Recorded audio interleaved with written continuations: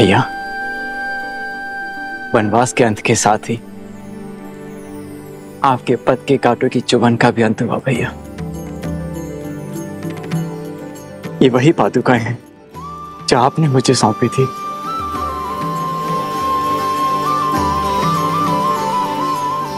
आपकी अनुपस्थिति में इन्हीं के कारण अयोध्या सुखी और सुरक्षित रही। आज मैं अपनी ग्लानि से मुक्त हुआ, अपने दायित्व से मुक्त हुआ। मेरे कारण आपके शीश से छत हटी, आपके चरणों से ये पादुकाएं दूर हुई। किंतु अब आप अयोध्या का मुकुट और ये पादुकाएं ग्रहण कीजिए।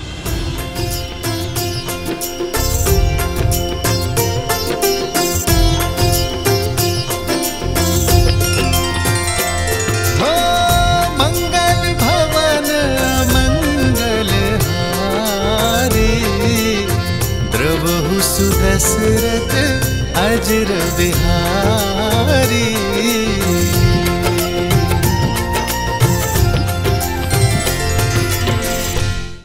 भरत, भैया,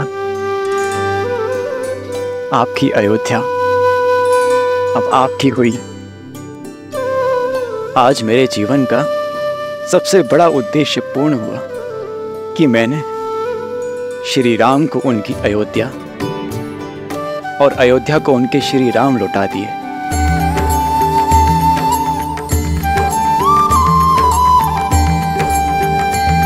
प्रजा के मुख का तेज और उनके मन का उत्साह प्रतीक है तुम्हारे परिश्रम का। एक माता की भांति तुमने हमारी मातृभूमि अयोध्या का ध्यान रखा है। नहीं भैया, मैं तो एक पुत्र की भांति माता रूपी मातृभूमि की छत्र छाया में रहा, अपने कर्तव्यों का पालन करने का प्रयास करता रहा। संतान भी क्या माता का ध्यान रख पाती? ये तो हमारी अयोध्या थी जिसने मुझे संभाला, जो मेरा संबल बनी और मुझे ममता की छांव दी।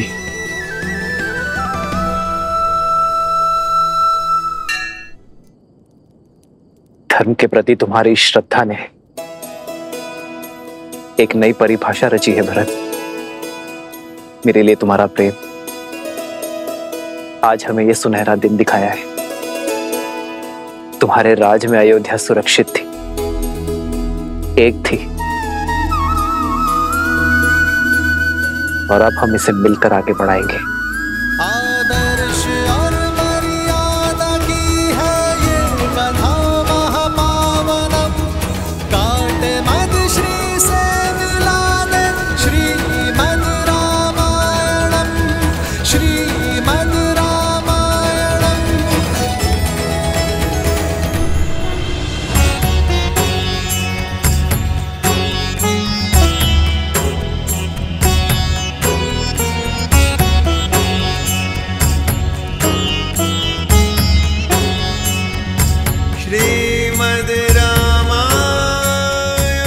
आयुष्मान भव।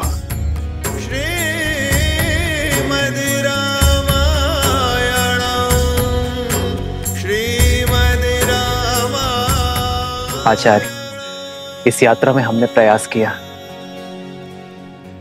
कि आपके दिए ज्ञान का मान रख पाए। राम, मुझे गर्व है कि तुमने मेरी शिक्षा का केवल मान ही नहीं रखा, बल्कि मेरी सिखाई मर्यादा को, रघुवंश के सम्मान को शिखर तक पहुंचा दिया। आज सच्ची गुरु दक्षिणा मिली है इस गुरु को। यह नगर, यह राज, यह प्रजा उद्देश्यहीन थी, जो कि धर्म का पथ दिखाकर नहीं, चलकर बताने से समझ में आता है। समय आ गया है, समय आ गया है।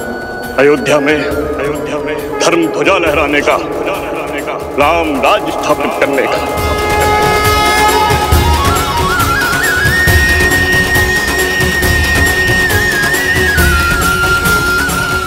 आज अमावस की रात्रि है, नगर में प्रवेश करना शुभ नहीं होगा, किंतु कल भोर प्रवेश करने के लिए सज रहना पुत्र।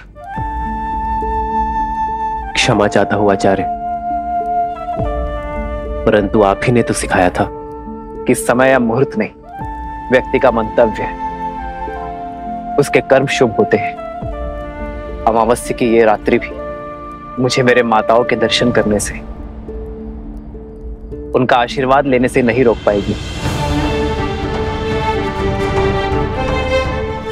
जिस अयोध्या की प्रजा ने 14 वर्षों तक मेरी प्रतीक्षा की है, उस प्रजा को अब एक और क्षण मैं प्रतीक्षा नहीं करवा सकता आचार्य। यदि मेरे कर्म शुभ है, मेरा मंतव्य शुभ है, तो अमावस्या की ये रात्रि भी अयोध्या के लिए उत्सव बनकर रहेगी। उत्तम। गुरु अपने शिष्य को शिक्षा देता है, यही परंपरा है, किंतु तुम्हारे जैसा शिष्य गुरु के लिए भी प्रेरणा बन जाता है। चलो, अयोध्या का राज सिंहासन अपने राजा के स्वागत के लिए प्रतीक्षारत है पुत्र।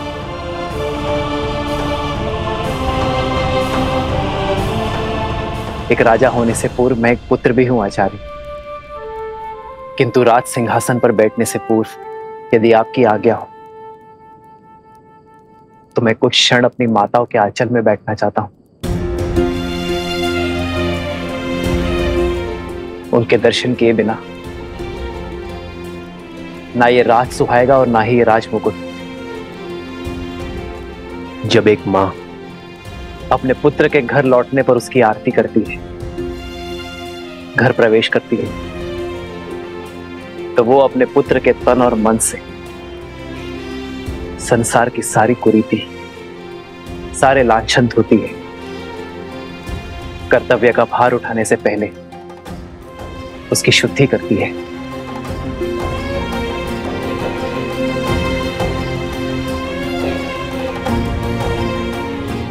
मैं भी बस वही शुद्धि की आस में हूं आचार्य।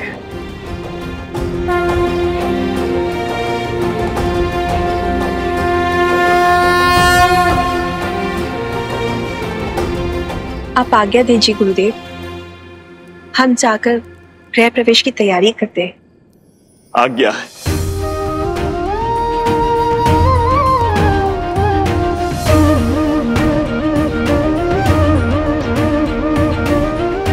प्रभु, प्रजा की प्रतीक्षा का अंत कीजिए। हाँ भैया, अयोध्या को सुख के रंगों से रंग दीजिए।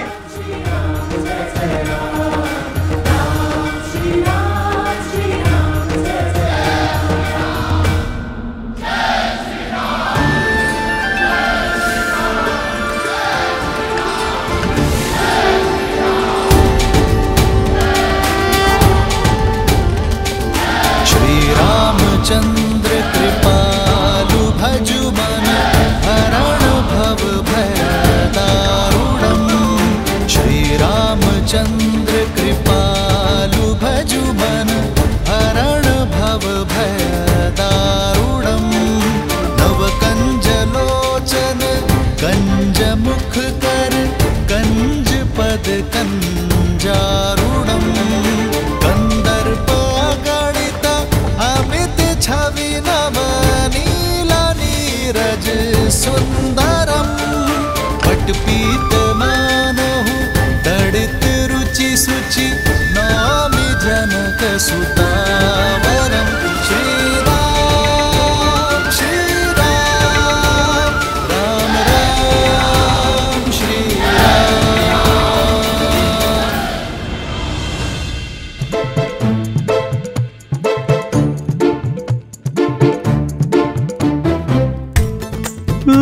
इतने सारे मिष्ठान। बहुत महीने हो गए हैं स्वादिष्ट भोजन किए हुए।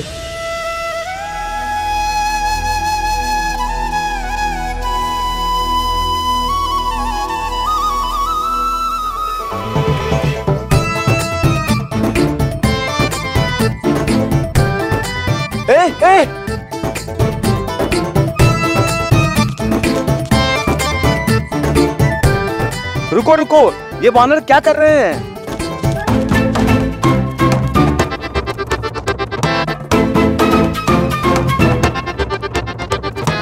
ये दुष्ट वानर तो हमारे सारे मिष्ठान लेकर भाग गए।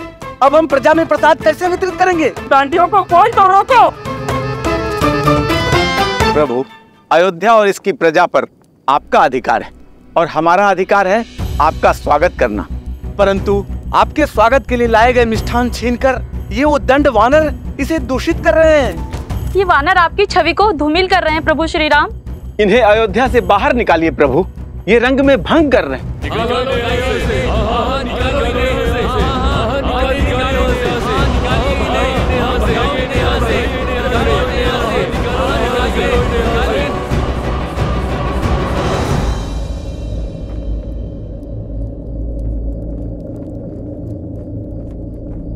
चलो।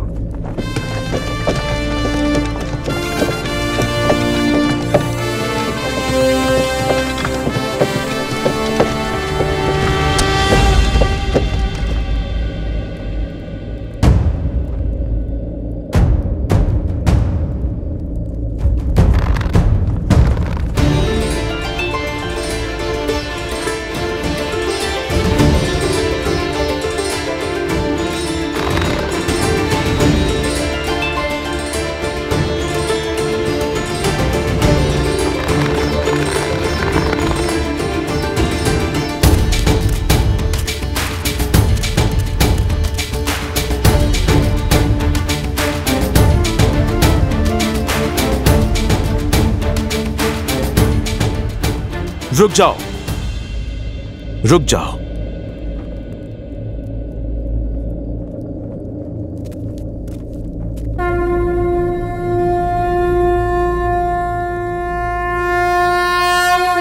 जय श्री राम।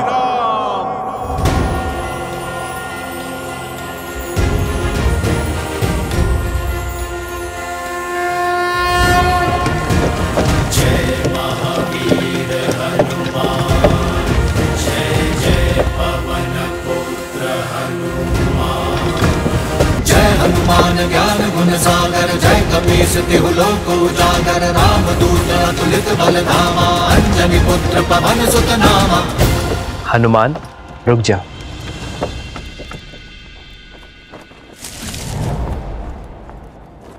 ये केवल सामान्य वानर नहीं है, ये मेरा परिवार है, मेरे रक्षक हैं।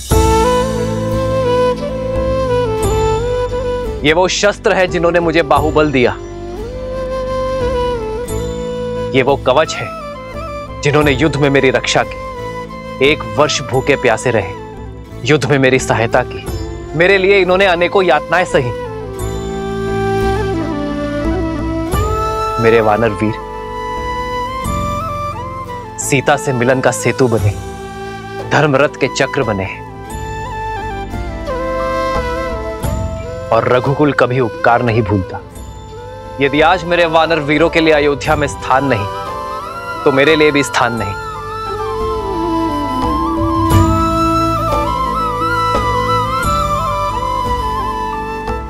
यदि आज मेरे वानर वीर अयोध्या में नहीं रह सकते, तो मैं भी अयोध्या में नहीं रह सकता।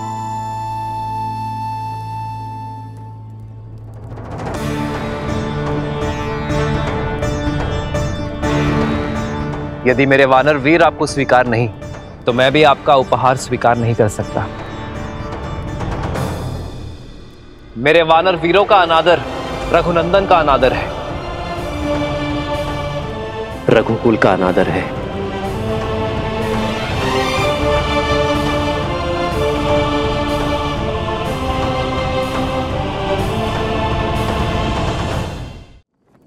वानर वीरों, हम अयोध्या की शोभा बढ़ाने आए हैं, समस्या नहीं। अयोध्या वासियों को हमारे संसर्ग का अभ्यास नहीं है, इसलिए वानर सेना अगले आदेश तक अयोध्या की सीमा के बाहर प्रतीक्षा करेगी। यह उनके राजा का आदेश है।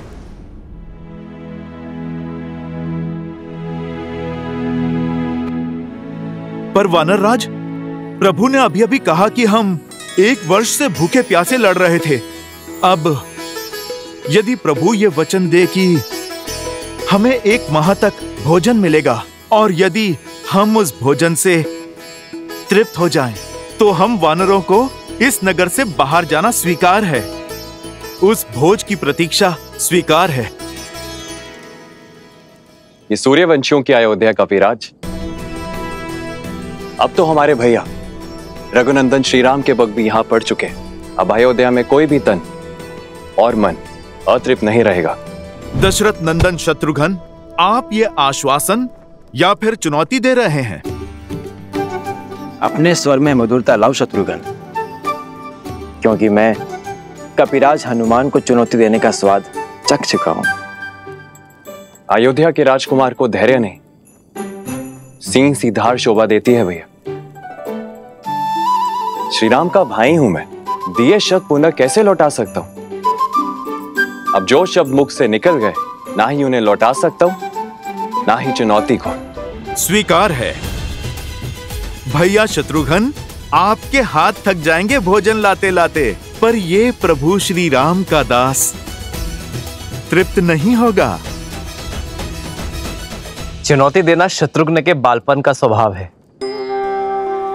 और चुनौती लेना मेरे हनुमान का। पर यह चुनौती दो मित्रों की है, शस्त्रों से नहीं, प्रेम के संधान से खेली जाएगी। और जब शत्रुघ्न ने चुनौती का प्रहार कर ही दिया है, तो उसे हनुमान के प्रतिवार से उसे केवल हनुमान और शत्रुघ्न की माता सीता ही बचा सकती है।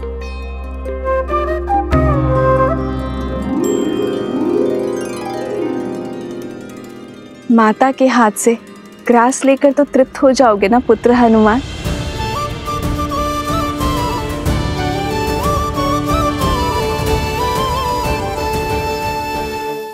जय श्री राम, जय श्री राम, जय श्री राम। सियावर रामचंद्र की।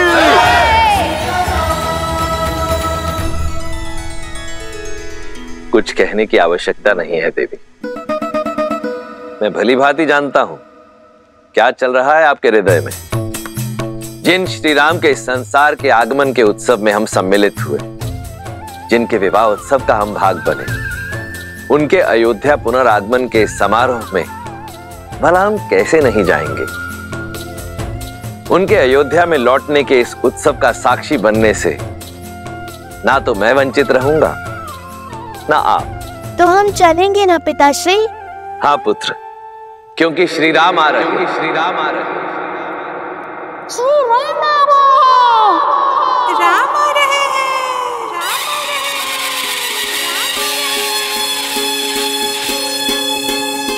नई और भई सूरज जागा पाए अमृत ये मन प्यासा, पतझड़ पीता मधुरत आई, जीवन में जैसे सुध पाई। सुखी धरा पे जैसे महबर से ठंडक पाए नैना कर से, महायुद्ध अयोध्या ने जीता, लौटे हैं राम लखन सीता। हमरे राम जी सिया पधारे सरयू के किनारे, द्वार सजाओ संग साथिया, सौभाग्य है जगरे दुख दूर भय सारे, स्वागत में नाचो संग साथिया।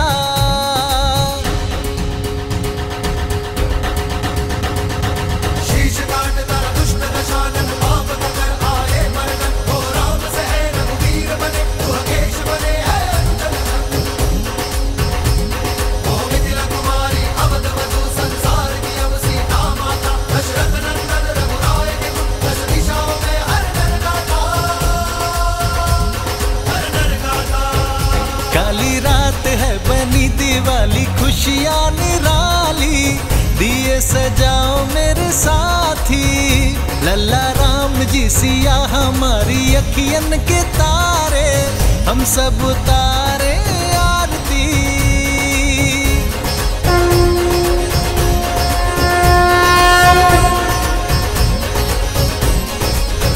श्री रामचंद्र कृपालु भज मन, हरण भव भय दारुणम, नव कंज लोचन कंज मुख कर, कंज पद कंजारुणम। सिया राम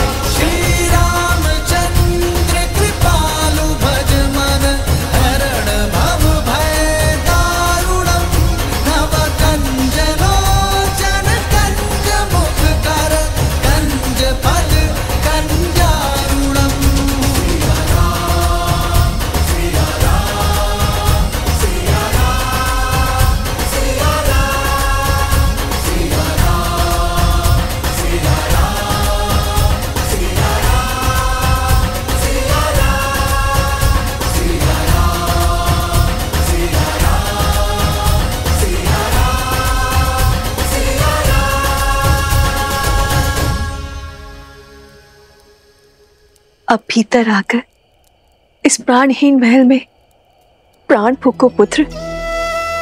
सीता के साथ गृह प्रवेश करो पुत्र।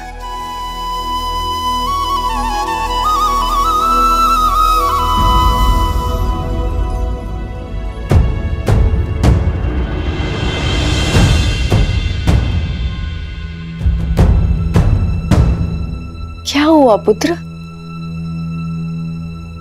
इन हाथों ने पुण्य स्थापित करने के लिए बहुत बड़ा पाप किया है मां।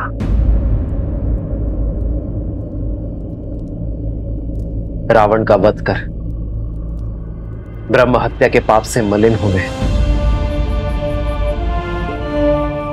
केवल आपकी आरती से ये शुद्ध नहीं होंगे मां।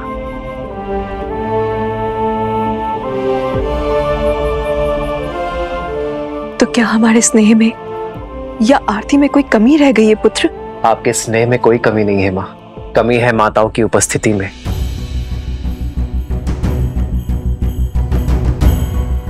आरती करने वाली एक माता के ना होने में है।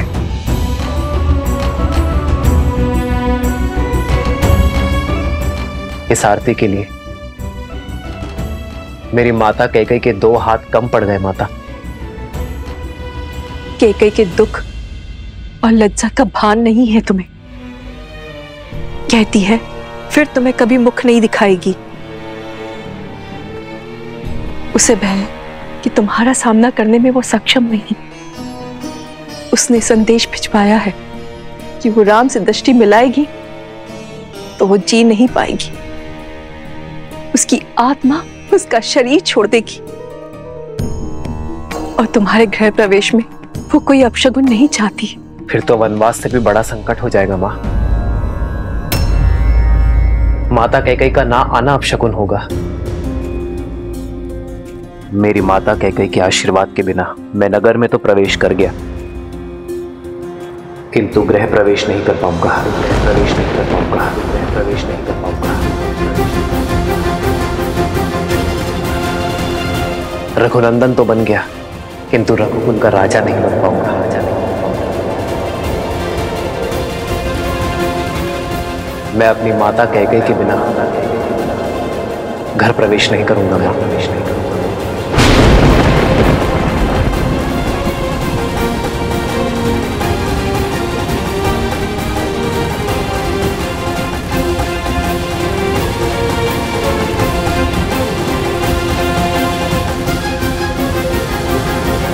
राम, आपकी प्रतीक्षा केवल रघुकुल का यह आंगन ही नहीं, अयोध्या का हर आंगन कर रहा था। प्रजा की प्रतीक्षा को परीक्षा में न बदलो पुत्र, आगे बढ़ो। माता कैकेयी की उपस्थिति के बिना कैसे आगे बढ़ूं आचार्य? जिस माता ने बालपन से अपने हृदय में बिठाया, उन माता कैकेयी की अनुपस्थिति में अयोध्या का राज सिंहासन कैसे संभालूं?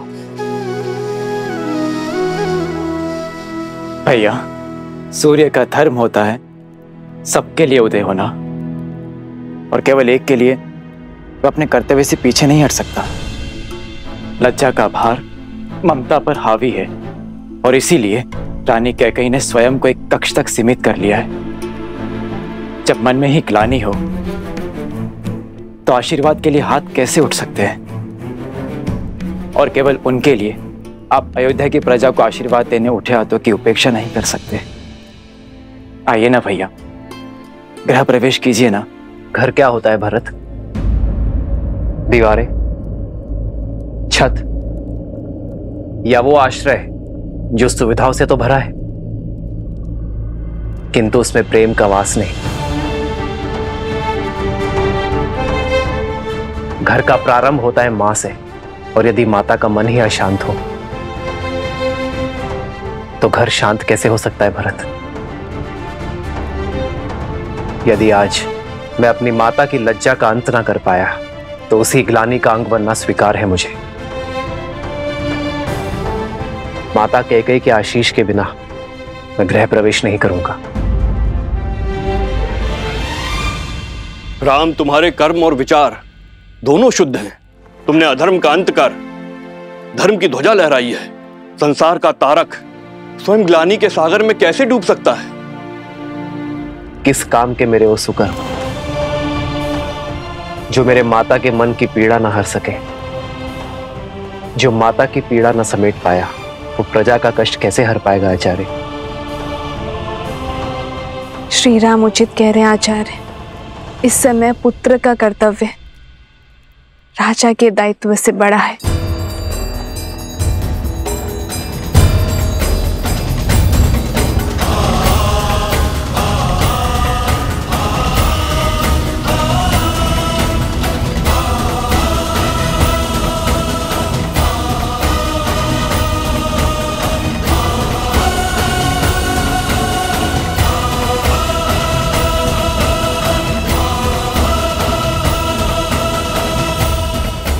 जब तक माता कैकेयी गृह प्रवेश की आरती नहीं करेंगी, सियाराम के पग इस घर की चौखट को नहीं छुएंगे।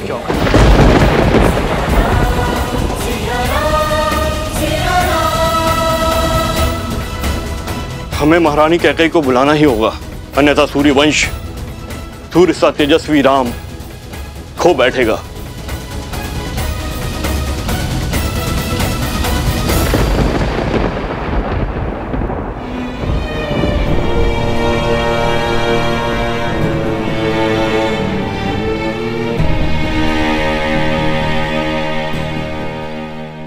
कस के पकड़ो, आंखें लक्ष्य पर, प्रत्यंचा तनी हुई। अब इसे खींचो और छोड़ दो।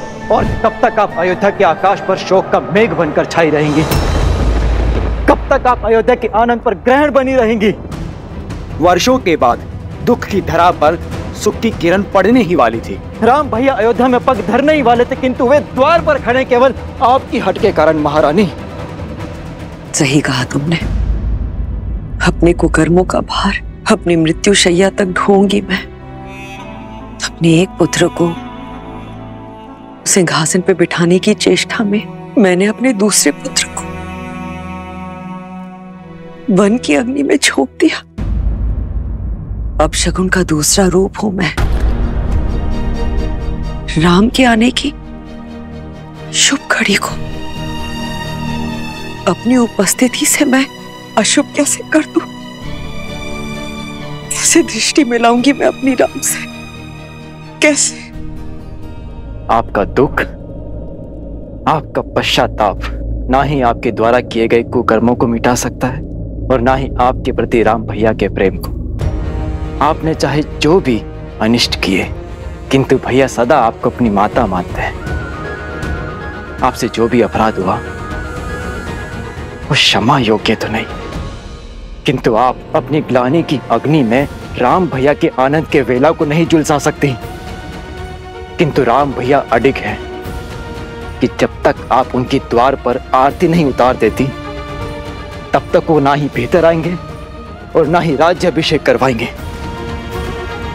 चलिए, ईश्वर के लिए चलिए। मैं नहीं आ सकती। कैकेयी की राजकुमारी शक्तिशाली थी, किंतु अपने पुत्र के लिए श्राप लेने वाली ये अभागन मां दुर्बल है। भय है मुझे कि अपने राम के समक्ष आते ही मेरा हृदय मेरे साथ कोई छल न कर बैठे, मेरी धड़कन रुक न जाए। यदि ऐसा हुआ तो एक बार फिर मेरे राम का मार्ग रुक जाएगा। मेरी मृत्यु के कारण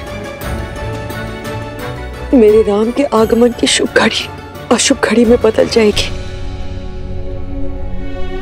नहीं, मैं ये पाप कदाचित नहीं होने दूंगी।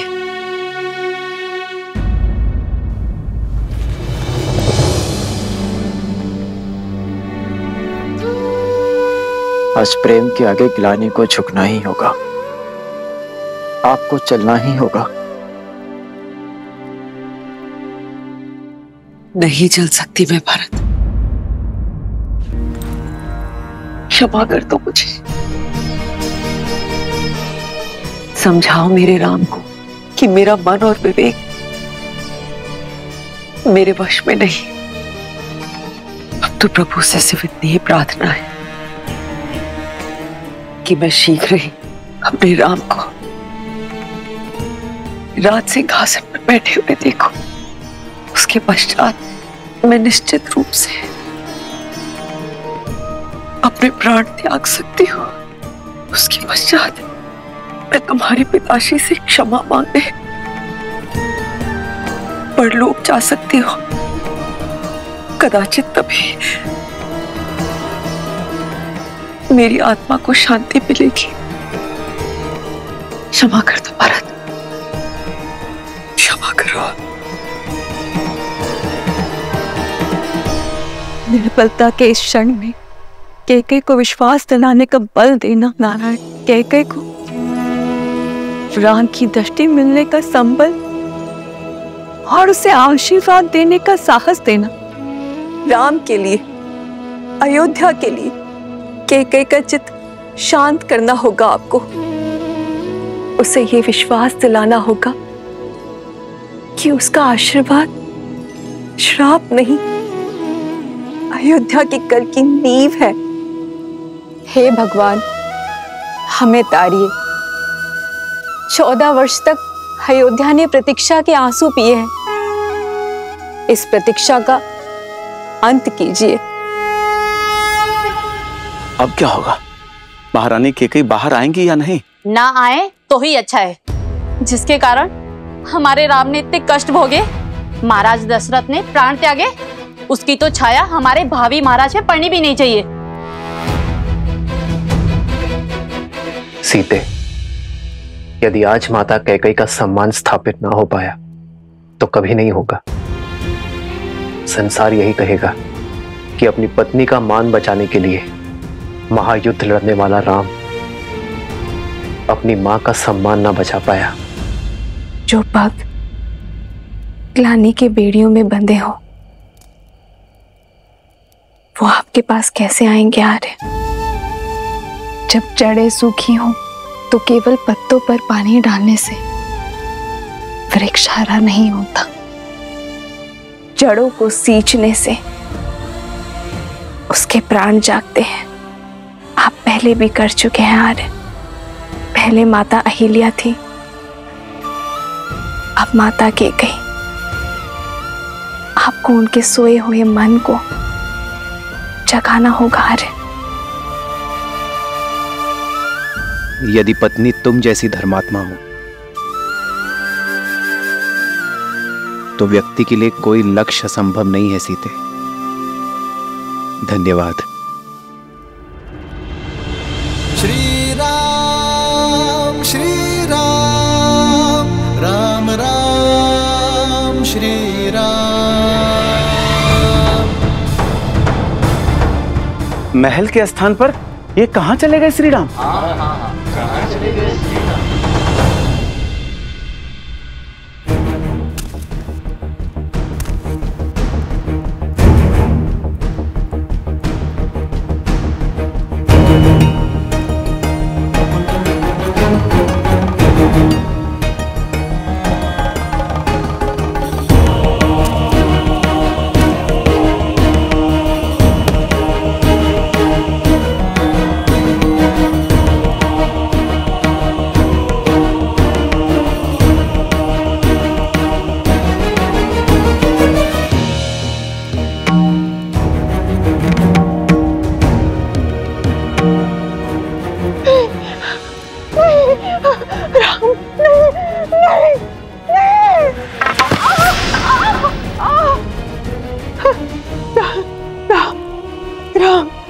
क्षमा करें श्री राम, क्षमा करें। ये दुष्टा अपने सारे अपराध स्वीकार करती है। मैं आपके पग पड़ती हूँ प्रभु। मैं पहले बहुत दंड भुगत चुकी हूँ, मुझे और दंड मत दीजिए, और दंड मत दीजिए। नहीं नहीं नहीं राम, नहीं नहीं।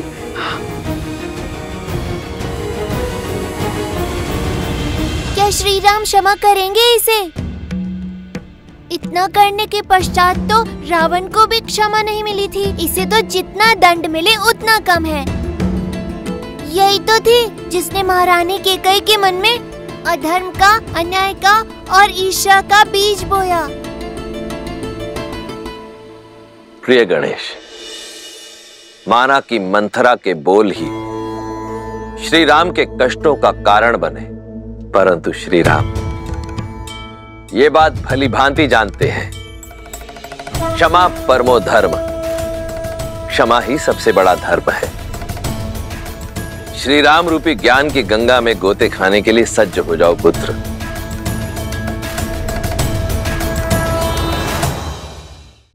जिसे भय मार रहा हो उसे और क्या दंड दिया जाए? आपका भय ही आपका दंड है मंत्रा। किंतु तुम यहाँ?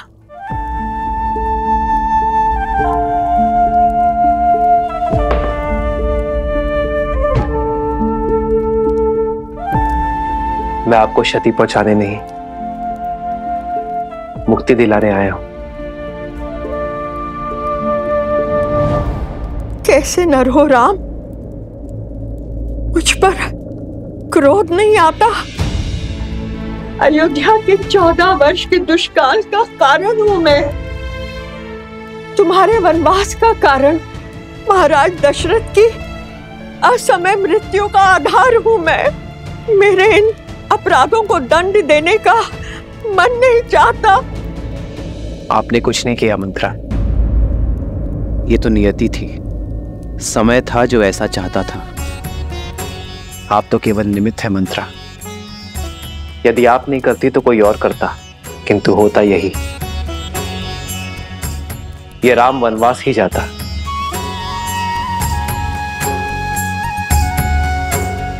निमित्त बनने का दंड तो आप भोग चुकी हैं, अब बारी मुक्ति की है।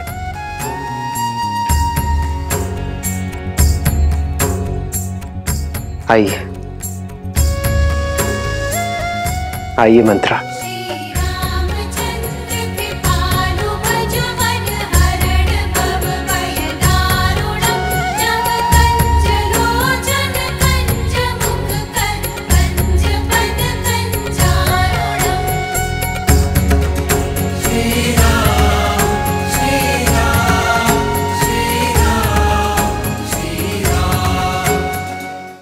राम राजा बनने वाले हैं। यथा राजा तथा प्रजा। राजा की क्षमा प्रजा के लिए दया और करुणा का उदाहरण बनती है। श्री राम ये जानते हैं कि जो हृदय क्षमा कर सकता है वही हृदय सच्चा न्याय भी कर सकता है। अच्छा, तो मंत्रा को क्षमा कर श्री रामनाथ केवल स्वयं करुणा दिखा रहे हैं, बल्कि अपने प्रजा को भी करुणा का पाठ करा रहे हैं। हाँ पुत्र, श्री राम वो राजा नहीं जो केवल युद्ध जीतकर अपनी शक्ति और राज्य का विस्तार करे। श्री राम तो वो राजा हैं जो मन जीतकर सबके हृदय के सम्राट बनना जानते हैं। और आज मंथरा को क्षमा कर उन्होंने इस संपूर्ण संसार को राम राज्य की एक झलक मात्र दिखाई है। वो राम राज्य जिसकी सबसे बड़ी शक्ति है अपने क्रोध और द्वेष पर विजय पा लेना। अपने इस कृत्य से श्री राम ने संसार को यह दिखा दिया कि एक राजा का सबसे बड़ा बल है क्षमा करना।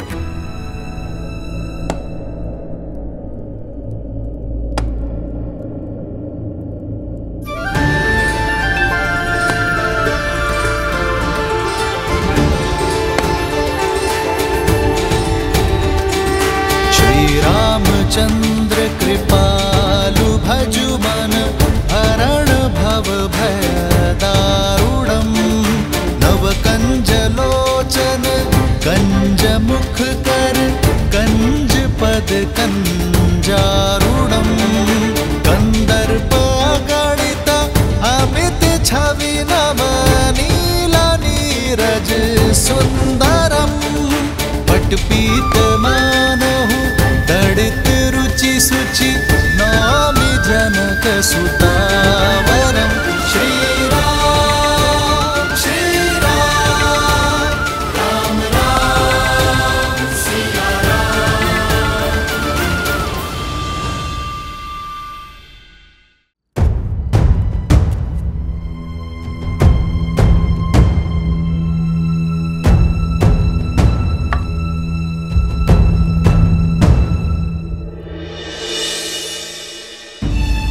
प्रणाम मंत्रा माँ। बस बस बस, खुश रहो पुत्री, सुखी रहो। जो प्रणाम करते हैं उन्हें आशीष दिया जाता है, और हमें आपसे केवल एक ही आशीष चाहिए माँ, कि हम अपने कैकेयी माता के आशीष से वंचित ना रहें। कैकेयी माता को ग्लानि के भंवर से निकालकर हमारे सामने ले आइए माता। उनके संताप का अंत केवल आप ही कर सकती हैं, क्योंकि जब तक वो बाहर आकर हमारा गृह प्रवेश नहीं करेंगी, हम भीतर नहीं आएंगे। सीते, मैंने कैकेयी के मन में जो रामधुन रूपी अमृत को विष में बदल दिया है, उसे कैकेयी को अपने प्रिय पुत्र को वनवास भेजने के लिए विवश किया। सीते, अब मैं ही कैकेयी की ग्लानि के विष को राम मिलन के अमृत में बदलूंगी। सीते, अब मंत्रा ही जाकर उसका द्वार खोलेगी। हाँ।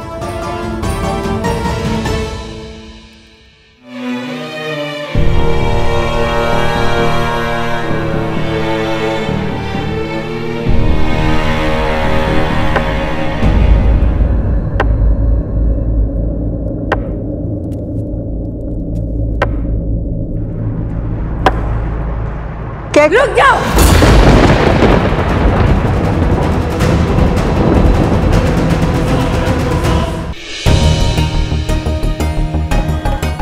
साहस कैसे हुआ मुझे अपना मुख दिखाने का? और तुम्हें मुक्त किसने किया? मेरी मति भ्रष्ट कर मुझसे इतना बड़ा अपराध कराकर अयोध्या का शीश झुकाकर तुम मेरे समक्ष शीश उठाकर खड़ी कैसे हो? कैसे खड़ी हूं? ये प्रश्न तब नहीं पूछा जब तुम्हारे बचपन से अपना घर, अपना परिवार, अपना संसार छोड़कर दिन रात केवल तुम्हें संभालने के लिए खड़ी हुई थी। कितनी अभागन हूं मैं, जिसे अपनी संतान की भांति पाला, वही मुझे अपराधन मानती है, जिसे प्रेम की छांव में रखना चाहा, उसी के क्रोध का पात्र हूं मैं। कैकेयी, क्या भूल थी मेरी? ना मैं अयोध्या की पुत्री, ना बहू। कैकेयी से आई, किंतु तुम्हारी भांति अयोध्या की ना बन पाई। यही भूल थी ना मेरी। अपने राष्ट्र का प्रभाव, उसका मान बढ़ाना चाहा, उसकी शक्ति बढ़ानी चाहिए। यही थी मेरी भूल। ये सब केवल तुम्हारे लिए किया कैकेयी, केवल कैकेयी राज के लिए किया। परंतु इस राष्ट्र प्रेम का परिणाम क्या मिला? 14 वर्ष का कारावास। भरत को गए हुए कुछ क्षण भी नहीं हुए थे कि महाराज ने राम को युवराज घोषित कर दिया। ऐसा कुछ करो कि महाराज स्वयं तुम्हारे पास आए। अयोध्या के सिंहासन पर अब राम नहीं, भरत बैठेगा। भरत बैठेगा। राम के लिए 14 वर्ष का वनवास। कुछ नहीं सुनना है मुझे, कुछ नहीं सुनना है। चली जाओ यहां से। हाँ कैकेयी, चली जाऊंगी अयोध्या से, किंतु एक चिंता साथ लेकर जाऊंगी कि मेरी पुत्री कैकेयी का क्या होगा।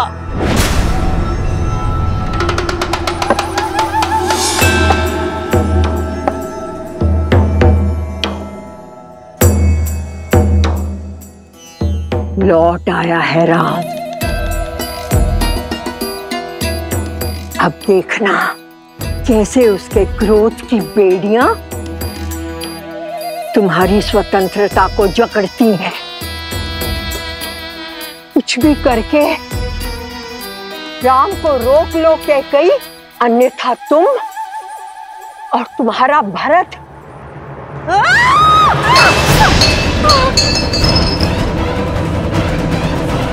जिस पुत्र मोह और जिस संबंध के कारण तुमने मेरी स्वर्ग जैसी अयोध्या को नर्क बना दिया,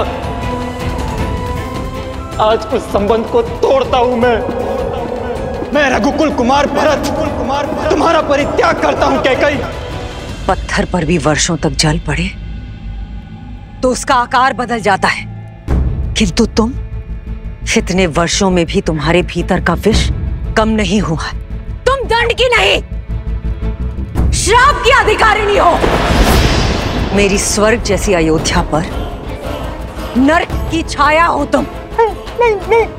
मेरे घर परिवार पे जो विष के मेघ बरसाए हैं तुमने, उसके लिए आज मैं कैकेयी तुम्हें श्राप देती हूँ कि आज से तुम्हारा नाम पाप, बुराई, अधर्म और अंधकार से ही जोड़ा जाएगा।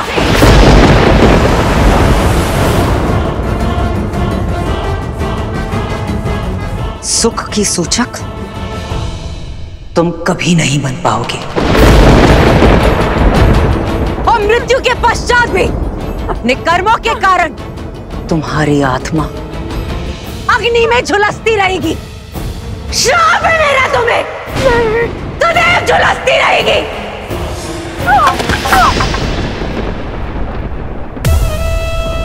दासी हूं ना, जो स्वामी दे सर माथे पर। जाते जाते भी कैकेयी केवल तुम्हारे हित के बारे में सोचूंगी। तुम्हारा लाभ ही मेरे जीवन का उद्देश्य है। मेरी बात समझो, राम के स्वागत के लिए मत जाना, क्योंकि अगर तुम उसकी आरती नहीं उतारोगी तो वो अयोध्या में प्रवेश नहीं करेगा। उसे राजा मत बनने दो कैकेयी, क्योंकि यदि वो सिंहासन पर बैठा तो तुम्हारा अंत निश्चित है। केवल तुम ही हो जो राम के उज्जवल भविष्य को अंधकार में डाल सकती हो। केवल तुम ही उसे अयोध्या का नरेश बनने से रोक सकती हो कैकेयी। मत जाना, मत जाना।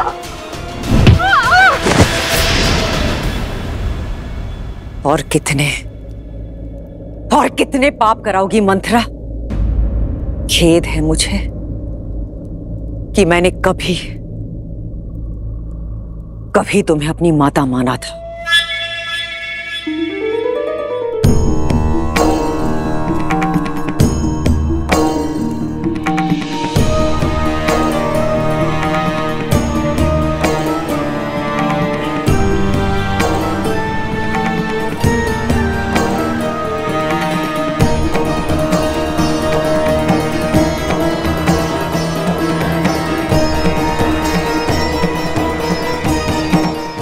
कटुवाणी ने कुछ तो शुभ कार्य किया। तुम्हारे मन को मैं समझती हूँ कैकेयी। इस पाप की कोठरी में मेरे दुष्ट भाव ने तुम्हें डाला था, किंतु मैं जानती थी कि मेरे कटु वचन ही तुम्हें इससे बाहर निकालेंगे। कैकेयी की दृष्टि में दोषी बनकर मैंने राम काज पूर्ण कर दिया। हे प्रभु, क्षमा तो दे चुके हो, अब दया दृष्टि दीजिए प्रभु। अपने चरणों में शरण दीजिए प्रभु, अपने चरणों में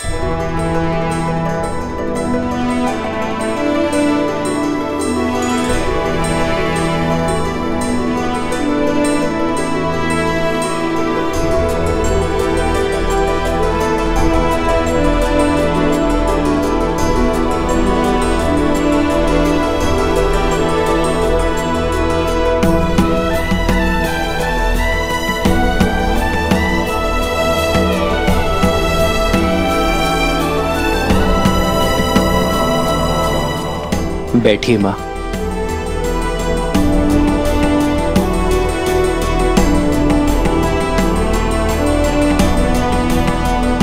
रघुवंशी हैं हम,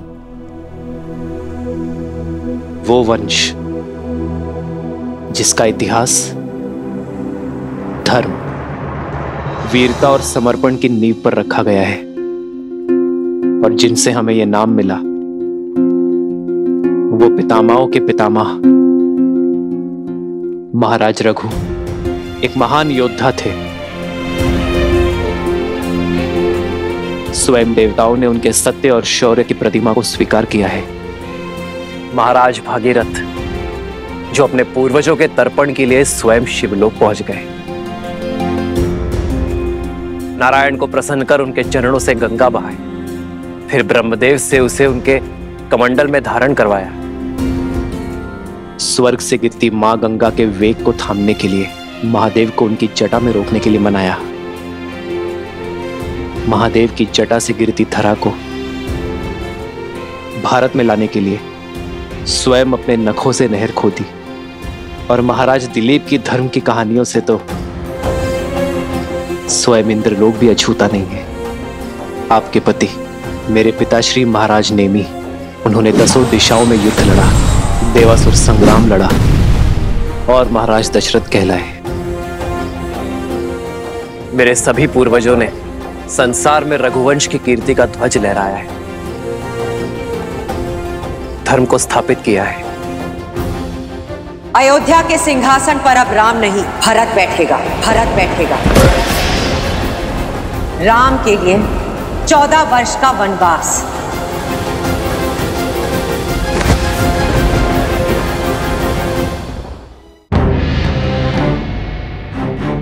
पर सोचिए मां, इतने प्रतापी योद्धाओं में से किसी ने दक्षिण की ओर प्रवास करने की इच्छा नहीं की, किसी ने वहां धर्म का ध्वज नहीं लहराया। वो अवसर मुझे मिला मां, मुझे, और वो अवसर मिला आपके कारण। यदि आप मुझे वन में ना भेजती तो रावण का अंत कैसे होता मां? संसार में मर्यादा और धर्म की स्थापना कैसे होती? यदि आप ना होती तो इतना बड़ा समाज, मेरे वानर वीर, रीछ, असुर, ये सभी धर्म और ज्ञान की गंगा से वंचित रह जाते मां। मां, यदि आप ना होती तो समस्त दक्षिण आज उत्तम धर्म का सुख नहीं भोग पाता मां।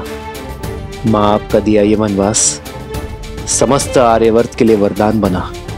वो आप ही थी जिन्होंने महाराज दशरथ से लड़कर हम भाइयों को गुरुकुल भेजा। मां, वो आप ही थी जिन्होंने रावण का अंत और मर्यादा की स्थापना का आधार रखा। ये जो मेरे मित्र हैं, मेरे सहायक, मेरे वानर वीर, जिन्होंने मेरी रक्षा की, ये केवल मेरा राज्य अभिषेक देखने नहीं आए हैं मां, केवल यहां भोज खाने नहीं आए हैं। ये उस माता के दर्शन करने आए हैं जिन्होंने 14 वर्ष का एकाकीपन काटकर भी अपने पुत्र को समाज और धर्म की रक्षा के लिए भेजा। जिसे आप अपराध समझ रही हैं, वो मेरे वानर वीरों के लिए उद्धार बना।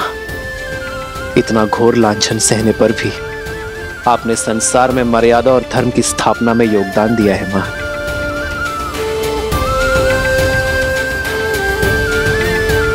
क्या आप इन्हें निराश करेंगी मां? मुझे ना सही, इन्हें तो अपने दर्शन का लाभ दे दीजिए, इन्हें इनकी यात्रा का प्रसाद दे दीजिए मां।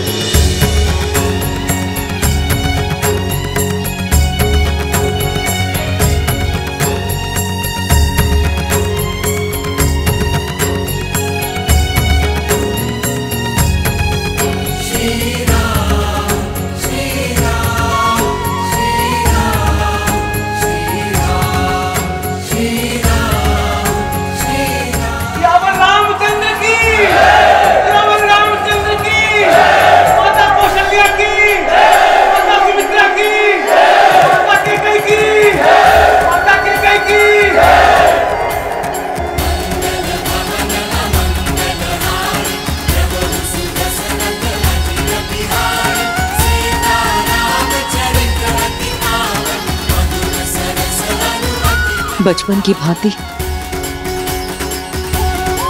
इस बार भी मुझे मना ही लिया तुमने।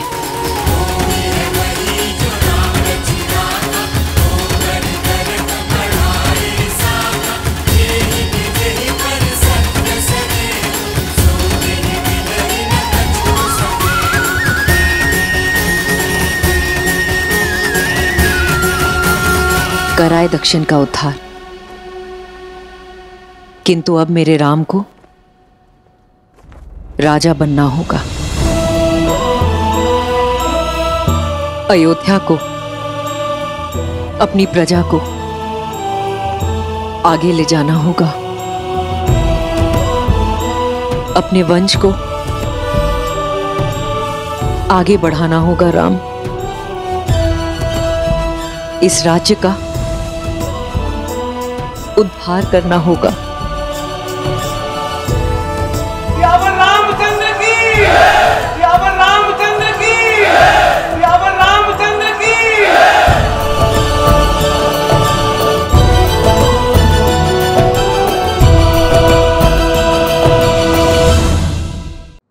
आज अयोध्या के मन से दुख के बादल छट गए और मेरा परिवार पूरा हो गया।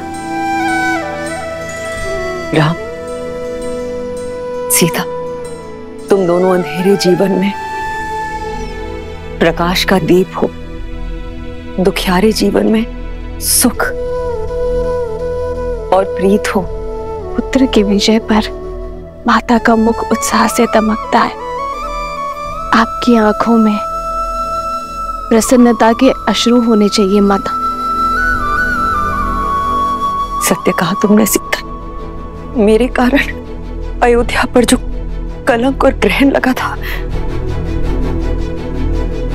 आज अयोध्या उससे मुक्त हुई है। ये अश्रु उसी की खुशी में। नहीं माता, आप ग्रहण नहीं, ईंधन है जिसने आपके प्रकाश को अयोध्या में ही नहीं पूरे संसार में प्रखर किया है।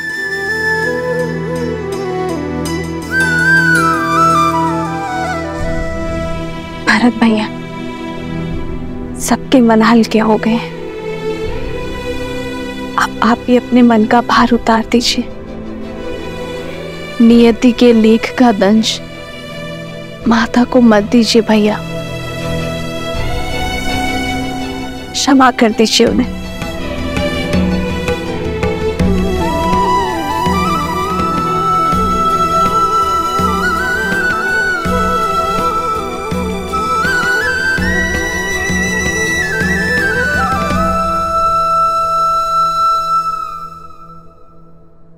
देखी परिवार प्रभु अति भावुक भाए, सब ही प्रेमा बस आरती गाए।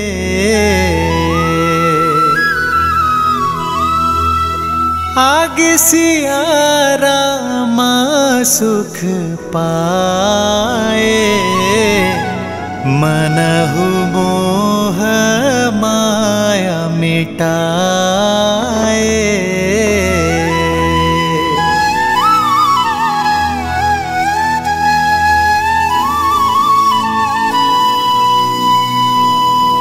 अयोध्या के प्रजाजनों, अयोध्या के कष्ट के मेघ छट चुके हैं। शीघ्र ही रघुकुल के दीपांकर महर्षि दशरथ जी के ज्येष्ठ पुत्र श्री रामचंद्र जी का राज्याभिषेक होगा।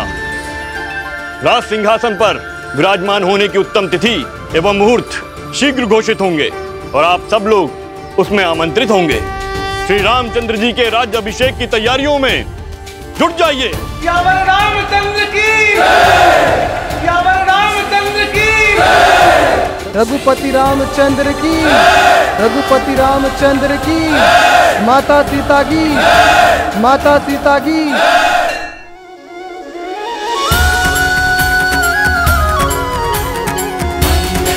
जय श्री राम, जय श्री राम, जय श्री राम, जय श्री राम, जय श्री राम।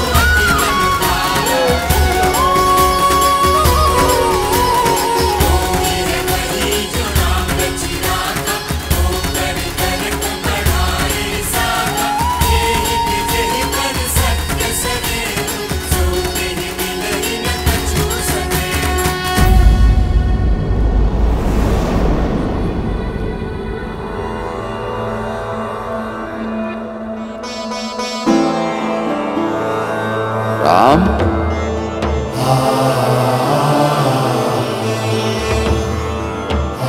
राम।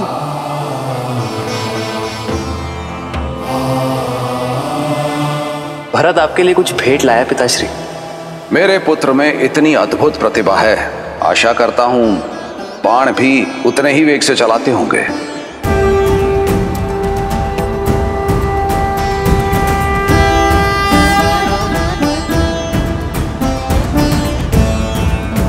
आपका राम लौटा है पिताश्री, अपना दायित्व पूर्ण करके। किंतु आज आपके सामने रावण का वध करने वाला योद्धा नहीं खड़ा है, अपने पिता की आज्ञा का पालन कर लौटा पुत्र खड़ा है।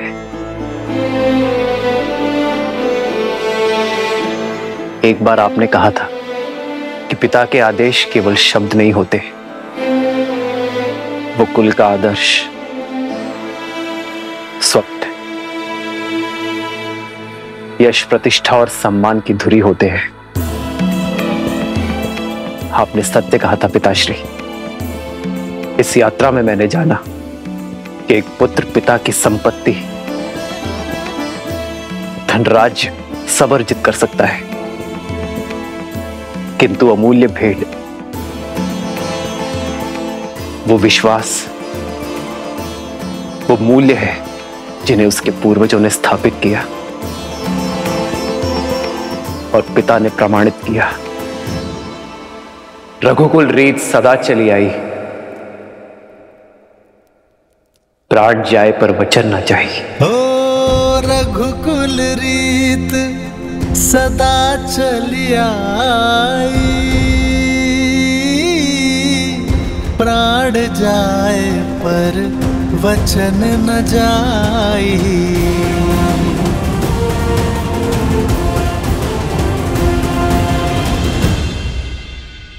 मित्र, इतना समय हम आपके साथ रहे, आप हमें जानते हैं और हम आपको। किष्किंधा वासियों के मन में इच्छा है कि हमें भी अयोध्या देखने का, जानने का सौभाग्य मिले। हाँ प्रभु, हम सबने अयोध्या के बारे में बहुत सुना है और अब प्रभु जानना चाहते हैं। अवश्य हनुमान, कुछ क्षण आप सभी विश्राम कर लीजिए, मैं स्वयं आप दोनों को अयोध्या भ्रमण के लिए ले जाऊंगा। 14 वर्ष बीत गए, मैंने अपने राज्य का भ्रमण, अपने अयोध्या के दर्शन नहीं किए। महर्षि मुग्दल के स्वागत के साथ अयोध्या भ्रमण भी हो जाएगा। दीदी,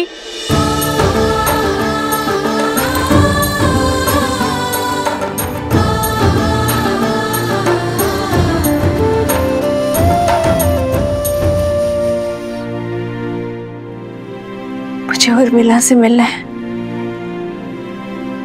कैसी है वो? कहाँ है वो? वो तो अब तक सोई हुई है, वर्षों से आंख नहीं खोली, अपने पति को दिए हुए वचन का पालन कर रही है।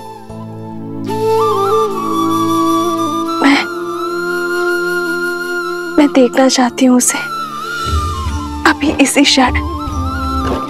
मुझे ले चलो उसके पास। हाँ। रुक जाओ सीते,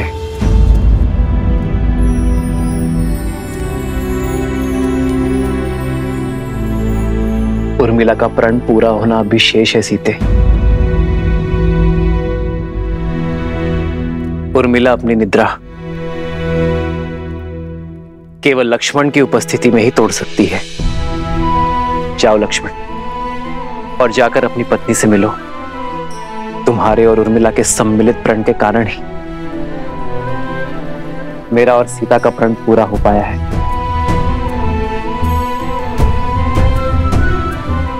उर्मिला ने महल में रहकर इस घोर निद्रा का दंश भोगा है, किंतु अब सेवा और संकट का समय समाप्त हुआ मेरे भाई। अब तुम्हारा प्रथम कर्तव्य अपनी गृहस्थी संभालना है। ये शुभता पूर्वजों के गति के कारण आई है। जाओ लक्ष्मण और उर्मिला को निद्रा से जगाओ।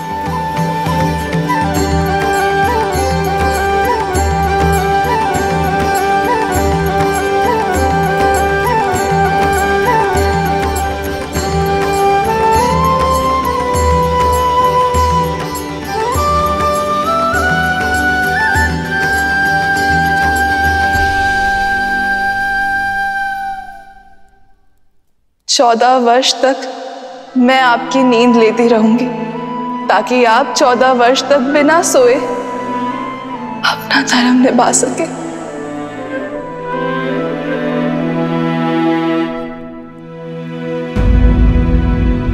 किंतु जो इतने वर्षों से नहीं जागी हैं, वो अभी जागेंगे क्या? मुझे तो बहुत घबराहट हो रही है। श्रुतकीर्ति, निद्रा 4 प्रकार के होते हैं।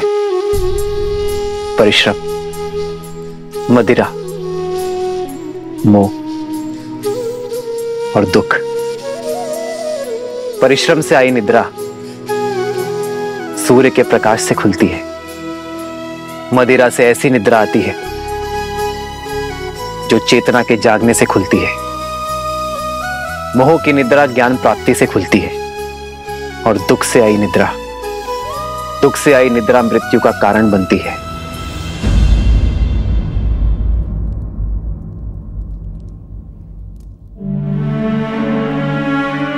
मैं जहां पर भी रहूं आर्य, मेरा मन सदैव आपके पास ही रहेगा।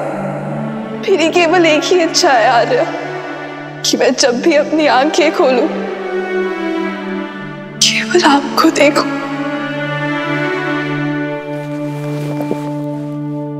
उर्मिला, कैसी अभागन हूं मैं। मेरे लक्ष्मण और उर्मिला मेरे कर्मों का भुगतान कर रहे हैं। नहीं मां, उर्मिला की निद्रा कोई श्राप नहीं है। ये तो उसका तप है, प्रेम की शक्ति है। उर्मिला केवल अपनी निद्रा ही नहीं, लक्ष्मण की निद्रा भी ले रही है।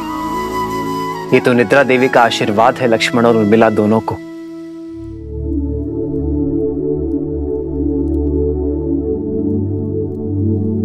देखिएगा मां, लक्ष्मण के बुलाते ही उर्मिला अपनी निद्रा से जाग जाएगी। उठो उर्मिला, आंखें खोलो देखो, मैं आया हूं।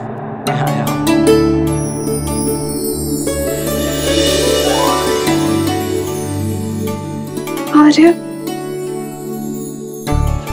आप, हे महादेव, आपके वनवास के प्रस्थान का समय हो गया। आपके प्रस्थान हेतु सहायता करने के बजाय अपनी निद्रा पूरी कर रही थी। क्षमा कीजिए आर्य। कैसी क्षमा उर्मिला, अब किसी को कहीं नहीं जाना है। पर पिताश्री का वचन और राम भैया का प्रण पूरा हुआ उर्मिला। भैया का भी और तुम्हारा भी। अब एक प्रण मेरा है। जहां भी रहूंगा सदा तुम्हारे साथ रहूंगा। तुम्हारे प्रेम के सबल ने मुझे बहुत बल दिया है उर्मिला। इसके लिए बहुत बहुत धन्यवाद, कोटि कोटि धन्यवाद। क्या आप सच में 14 वर्ष तक अपलक जिए, बिना निद्रा के निकाल लिए? तुमने भी तो यहाँ 14 वर्षों तक बिना भोजन के बिताए हैं उर्मिला। तुम्हारी निद्रा ने मेरी थकान को हर लिया और मेरे भोजन ने तुम्हारे शरीर को पोषण दिया। दाम्पत्य जीवन का ये आदर्श, यही तो भैया ने हमारे माध्यम से संपूर्ण संसार को दिया है कि पति पत्नी दोनों एक दूसरे के पूरक होते हैं, जीवन के भी, प्राणों के भी और समर्पण के भी। और तुम्हारे समर्पण का तो कोई मूल्य ही नहीं है उर्मिला।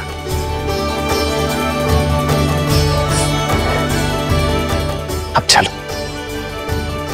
पूरा परिवार, समस्त अयोध्या और विशेषतः भाभी माँ तुमसे मिलने के लिए अत्यंत व्याकुल है। मैं भी आ रही हूँ। आओ। दीदी,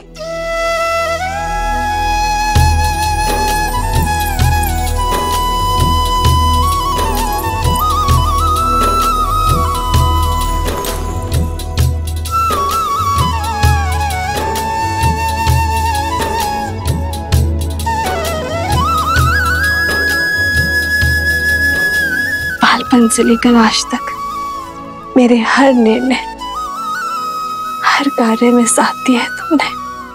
और आप मेरे और मेरे पति के लिए, इस रघुवंश के लिए लक्ष्मण भैया को हमारे साथ भेजा। एकांत का दंश भी झेल लिया तुमने।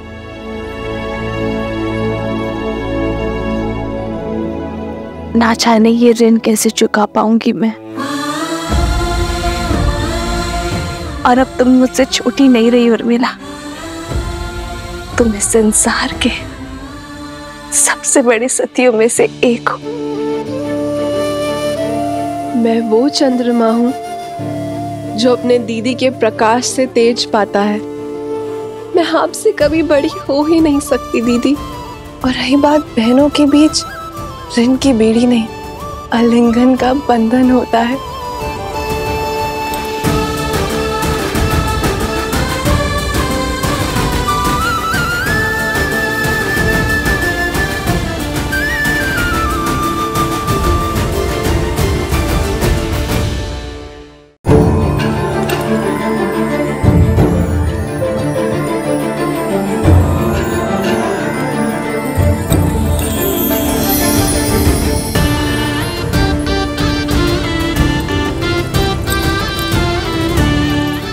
बहुत सुंदर, प्यारा लग रहा है। ये कैसा है दीदी? अरे तुम सब यूं ही अब तक बातें कर रही हो। ऋषि मुद्गल के स्वागत की तैयारियां करनी है, वो आते ही होंगे। जी माता, वर्षों बाद बहनों से मिली तो कुछ स्मरण नहीं आया। मैं समझ सकती, जो पीड़ा तुम सबने भोगी है वो मेरे कारण ही तो है। नहीं माता, जितना कष्ट हमने सहा उससे कहीं अधिक आपने सहा, और शारीरिक कष्ट से कहीं अधिक मानसिक कष्ट होता है माता।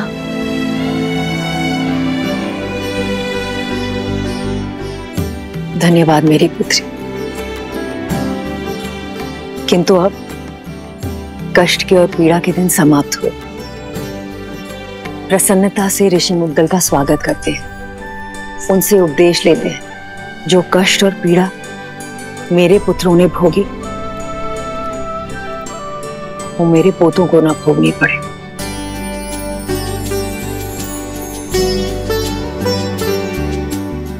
और अब तो केवल इसी समाचार की प्रतीक्षा है कि कब मुझे ये बताया जाए कि मैं मां से दादी बनने वाली। अरे तुम सब यूं ही शर्माती रहोगी या चलोगी मेरे साथ? शीघ्र चलो और गुरुजी का आशीर्वाद लो। जी। अयोध्या और श्री राम के जीवन से दुख का हर मेघ छट गया। अब सब शुभ ही होगा। इतनी शीघ्र भूल गए पुत्र? धूप छांव दिन रात की भांति ही अच्छाई और बुराई भी सदा साथ ही रहते हैं। दीपक की आवश्यकता तो वहीं होती है जहां अंधकार होता है और लोग जलते हुए दीपक के प्रकाश में उसके नीचे पसरे हुए अंधकार को देखना भूल जाते हैं। जब सामने सब उचित प्रतीत हो रहा होता है, तभी पीछे से बुराई अपने पंख फैला रही होती है। अर्थात दुख की धूप हो या सुख की छांव, सदा सतर्क रहो। हाँ पुत्र, जब भी हम जीवन में कोई शुभ या मंगलमय कार्य करें, तब हमें अतिरिक्त सावधानी और सतर्कता बरतनी चाहिए। सत्य और धर्म की क्षमता पर विश्वास रखते हुए अपने तन मन को और अधिक दृढ़ करना चाहिए। प्रिय गणेश, वो देखो, श्री राम उसी योजना का शंखनाद कर रहे हैं, राम राज्य की स्थापना का आरंभ कर रहे हैं। नर रूप में नारायण को प्रत्येक समस्या का सामना करना होगा, हर कठिनाई का हल खोजना होगा, राम राज्य की स्थापना करनी होगी। ऋषिवर, मैं जानता हूं आप सबके मन में क्या चल रहा है, किंतु जो होना है वो अवश्य होगा। 2 दिन बाद शुभ मुहूर्त है और ये राज्याभिषेक के लिए सबसे शुभ है। श्री राम भगवान सूर्य के आशीर्वाद से सूर्यवंश के अगले सिरमौर आप ही होंगे। आपने वन भ्रमण के समय जो ज्ञान और अंतर्दृष्टि अर्जित की है, उसको अपने साम्राज्य में उपयोग करने का समय आ गया है। दया, दंड और दर्शन, इसको अपना शस्त्र बनाइए। श्री राम आपके मार्गदर्शन से जगत कल्याण की ओर अग्रसर होगा। सभी आशान्वित हैं कि आप एक आदर्श स्वराज की स्थापना करेंगे और संसार के लिए शुभता का मार्ग प्रशस्त करेंगे।